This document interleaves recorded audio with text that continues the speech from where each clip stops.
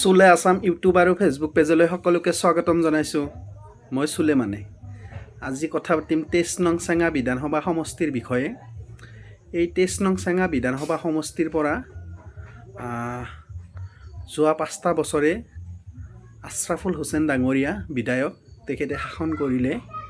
এতিয়া আৰু AIUDFৰ পৰা তেখেতক আৰু AIUDFৰ পৰা টিকট প্ৰদান কৰিলে আৰু AGPৰ পৰা কিবা সাদ্দাম হুছেইন এগৰাকীক টিকট প্ৰদান কৰিছে আৰু আমাৰ জাতীয় কংগ্ৰেছ দলৰ পৰা আব্দুৰ ৰহিম আহমেদ তেখেতক টিকট দিছে আৰু মৰহুম লিয়াকত আলী খান ডাঙৰীয়াৰ পুত্ৰ আফতাবুৰ আলী খান ডাঙৰীয়া তেখেতক কংগ্ৰেছত টিকটটো নিদিলে, কিন্তু তেখেতে এইবাৰ আজি মনোনয়ন পত্ৰ দাখিল কৰিছে নিৰ্দলীয় টিকটৰ পৰা, মানে কোনো দল নাই তেওঁ। তো বিশেষকৈ আমাৰ চেঙা সমষ্টিত 4জনে কেণ্ডিডেট, AGPৰ পৰা সাদ্দাম হুছেইন, নিৰ্দলীয়াৰ পৰা আফতাবুৰ আলী খান ডাঙৰীয়া, AIUDFৰ পৰা আশ্ৰাফুল হুছেইন ডাঙৰীয়া, কংগ্ৰেছৰ পৰা আব্দুৰ ৰহিম ডাঙৰীয়া। তো 4জন কেণ্ডিডেটৰ ভিতৰত আমি চেঙাবাসীয়ে কাক ভোট দিম, ডাঙৰ প্ৰশ্ন। তো ডক্টৰ হিমন্ত বিশ্ব শৰ্মা ডাঙৰীয়াই যদি আমাক গালি সপনি নাপাৰিলৈ কিজানি আজি সাদ্দাম হুছেইনে আমাৰ চেঙাবাসীয়ে সকলোৱে ভোট প্ৰদান কৰিলে। তো সম্ভৱ নহয়, চেঙাৰ পৰা AGP বিধায়ক হোৱাটো কেঞ্চেল কৰিলোঁ বাৰু। এতিয়া আহোঁ কংগ্ৰেছ দললৈ।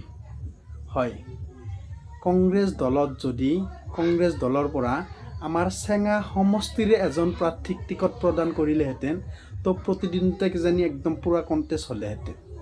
তো চেঙা সমষ্টিত এনেকুৱা যোগ্য প্ৰাৰ্থী নাছিল নে চেঙা সমষ্টিৰ বাহিৰৰ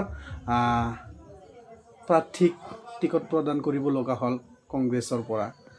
তো চাগে ৰাইজে যেনেকৈ মতামত দি আছে, ৰাইজে যেনেকৈ ভাবি আছে, চেঙা সমষ্টিৰ ভোট চেঙাবাসীয়ে ভোট দিয়ে, মানে চেঙাৰ বাহিৰৰ মানুহক ভোট নিদিব, স্পষ্ট কথা। চেঙাৰ মানুহে ভোট দিব, চেঙাবাসী প্ৰাৰ্থী হ'ব লাগিব। তো তেখেতে চালানি বুলি কৈ আছে কিছুমানে, তেখেতক ভোট দিয়া নহ'ব।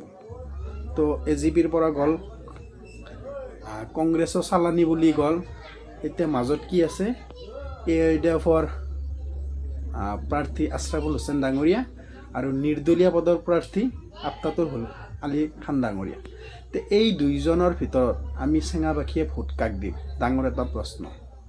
কাক ভোট দিম? তো আল্লাৰ ফেৰেস্তাও যদি ওলাই আহে, সম্পূৰ্ণ 100% মানুহে কাকো ভাল পাব নোৱাৰে আৰু ভালো নাপায়। তো সেই বুলি নহয় যে সাদ্দাম হুছেইন AGPৰ পৰা সি এটা ভোটো নাপাব, পাব, বহুত ভোট পাব। সেই বুলি চালানি বুলি আব্দুল ৰহিম ডাঙৰীয়া চেঙা সমষ্টিৰ বাহিৰৰ প্ৰাৰ্থী বুলি সি ভোট নাপাব, পাব। কিছুমান এনেকুৱা কংগ্ৰেছী আছে, উলাৰ বাই মূলায়ো যদি টিকট লৈ আহে তাকে ভোট দিব, সেইকেইটা ভোট পাব, মই নকওঁ, পাব, বহুত ভোট পাব তথাপি। কিন্তু মেইন কথা আমি কি কৰিম?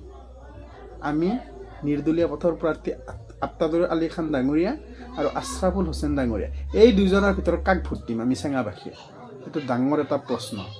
তো বিবেক বুদ্ধি সকলোৰে আছে, আজিকালি কাৰো বিবেক বুদ্ধি নোহোৱাকৈ নহয়, চবে ইনকাম কৰি খায়, মগজু আছে, চকু আছে, নাক আছে, কাণ আছে শুনিবলৈ, চব আছে। তো মই নকওঁ যে আশ্ৰাফুল হুছেইন ডাঙৰীয়াক দিব লাগে ভোটটো, মই নকওঁ আফতাবুৰ আলী খান ডাঙৰীয়াক ভোটটো দিব লাগে, মই কাৰো কথা নকওঁ। মই কাক ভোট দিম, এইটোও নকওঁ আপোনালোকক মই কাক ভোট দিম। ভোট দিব যাম, মনৰ কথা মনতে আছে, তাকেই ভোট দিম। কিন্তু আপোনালোকে কাক ভোট দিব, হয় না? তো ময়ো কওঁ, যাক যদি মনে প্ৰাণে যাক বিচাৰে তাকে ভোট দিয়ক। আপোনালোকে মনে আত্মাই যাক বিচাৰে যে অমুকক ভোট দিলে মোৰ আত্মাটো শান্তি পাব, তাক ভোট দিয়ক।